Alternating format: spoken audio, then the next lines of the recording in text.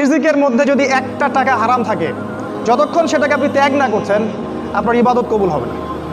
আল্লাহ পাক বলেছেন, ইন্নাল্লাহা তাইয়্যিব লা ইকবালু ইল্লা তাইয়্যিব। আল্লাহ পাক পবিত্র, তিনি পবিত্র রিজিক ছাড়া কবুল করেন না। তিনজন ব্যক্তির দোয়া কবুল হয়, নবীজি বলেছেন। একজন হচ্ছে বাবা যখন সন্তানের জন্য দোয়া করে। দুই নাম্বার, যখন কোনো মুসাফির মানে সফর করছে যারা আল্লাহর পথে বা মুসাফির, তারা যখন আল্লাহর কাছে দোয়া করে, দোয়া কবুল হয়ে যায়। আর একটা দোয়া হলো মাজলুম, কারো উপর জুলুম করা হয়েছে, এই মাজলুম যখন জালেমের বিরুদ্ধে বদদোয়া করবে তখন দোয়া কবুল হয়ে যাবে। এই মুসাফিরের দোয়া কবুল হয়। একজন মুসাফির হাত তুলে আল্লাহকে বলছিল, আল্লাহ আমাকে এইটা দাও, আল্লাহ আমাকে ওইটা দাও। আর আমাদের নবীজি দেখে বললেন যে মুসাফিরের দোয়া কবুল হয়, কিন্তু এই ব্যক্তির দোয়া কেমন করে কবুল হবে যার খাবার হারাম, পানীয় হারাম, পোশাক হারাম, সবই হারাম। রিজিক হালাল না হওয়া পর্যন্ত ইবাদত কবুল হবে না।